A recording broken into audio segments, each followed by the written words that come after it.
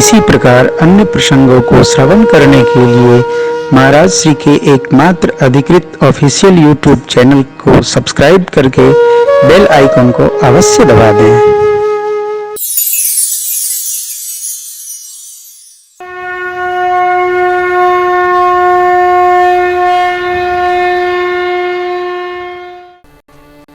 हम जो देख रहे हैं हम वही देखें, जो दूसरा हमको दिखाने का प्रयास कर रहा है उसको हम कदापि न देखें, उसका कोई स्वार्थ हो सकता है।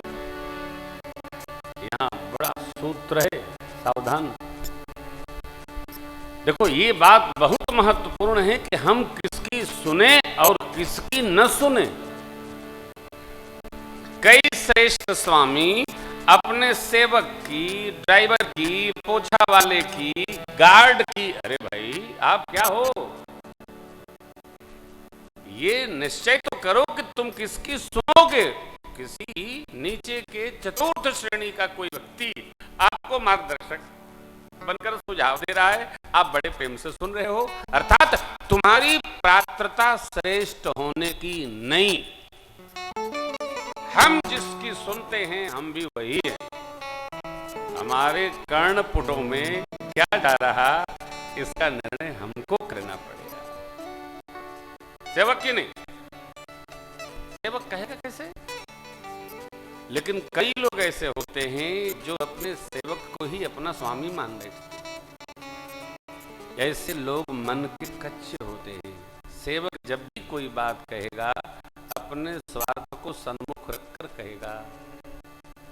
मंथरा ने क्या सोचा था, यदि कैकेयी जी राजमाता हो गई तो मैं भी राजदासी कही जाऊं, कैकेयी जी की दासी।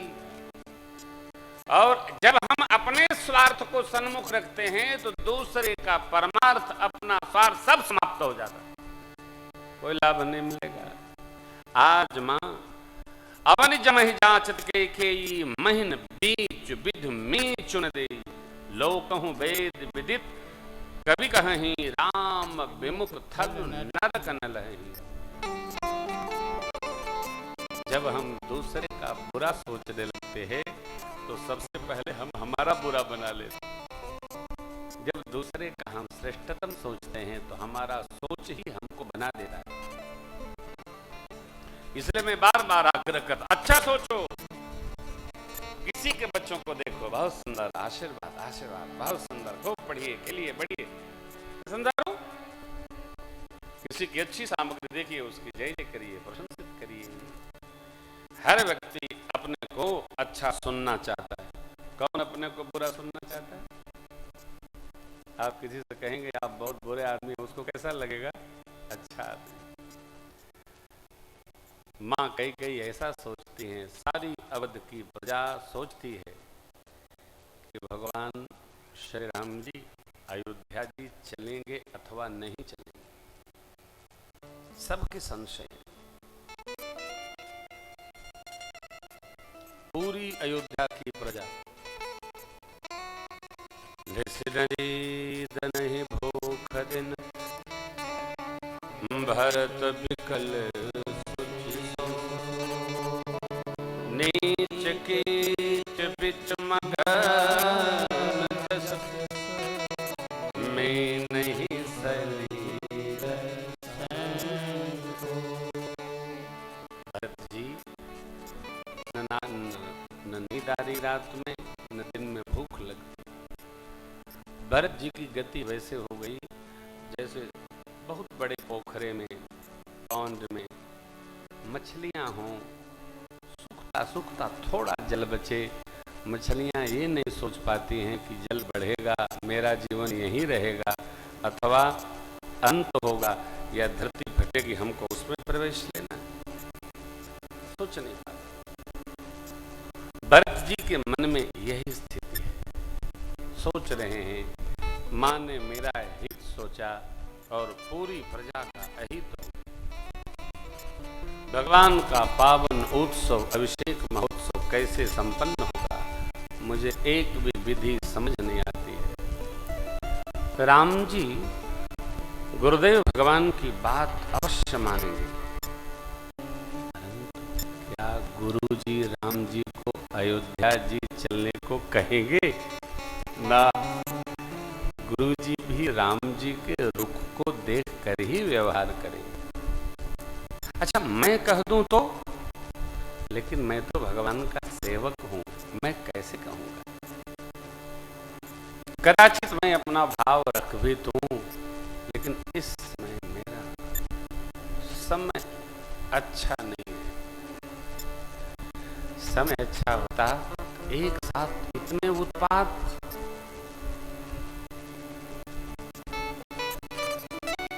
ये भी ध्यान रखना होगा।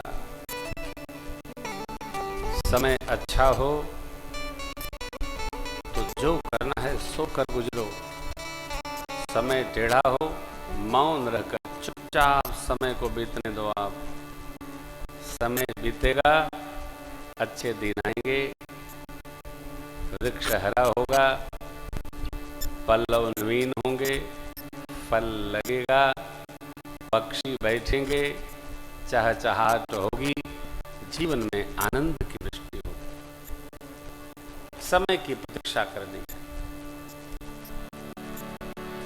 समय सबका आता जाता रहता है, समय पर किसी का बस नहीं। सेवक का धर्म सबसे कठोर है। भरत जी चिंतन करते हैं, मैं सेवक हूं, मैं अपने स्वामी को अपने हृदय की बात कैसे कहूं? एक भी जुगती भरत जी के मन में टिकती नहीं है। सोचते सोचते रात्रि व्यतीत हो गई। प्रातः काल भया, मंदाकिनी में स्नान करके संध्या वंदन से परिपूरित होकर भरत भैया बैठे थे कि प्रातः स्मरणीय पूज्यपाद गुरुदेव भगवान वशिष्ठ जी ने किसी को भरत जी को बुलाने भेजा।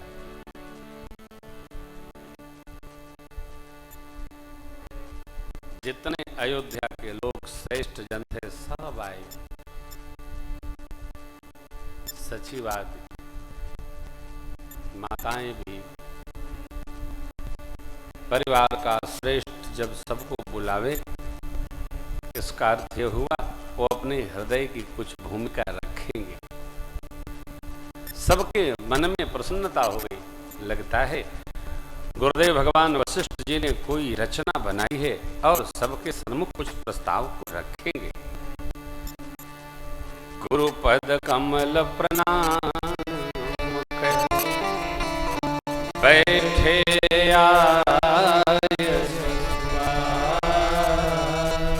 विप्र महाजन सचिव सब जोरे सभा।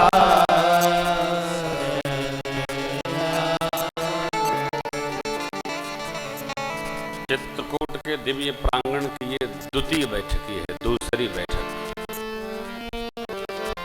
सबको गुरु जी ने आह्वान किया, सब आए, सब स्थान लेकर प्रणाम करते हुए विराज गए।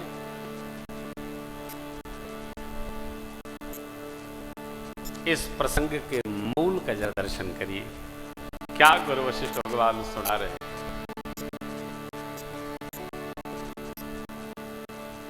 बोले मुनिवर समय समाना,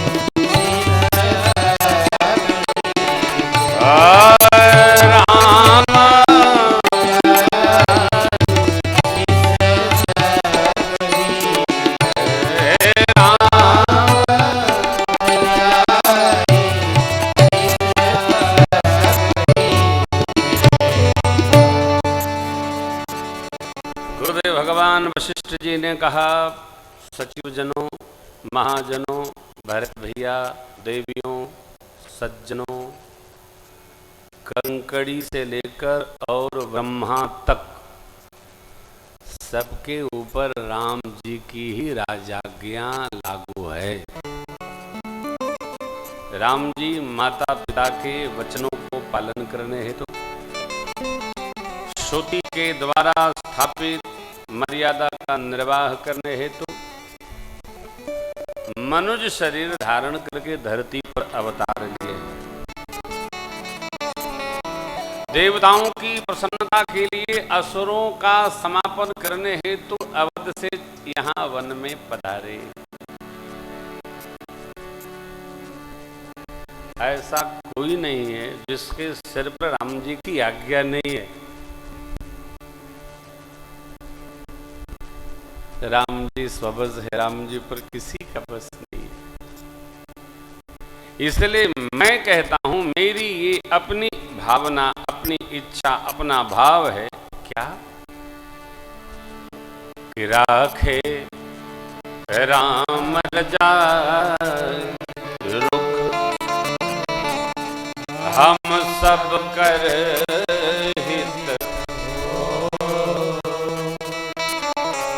समुझ सयाने करहु अब सब मिले सम्मत।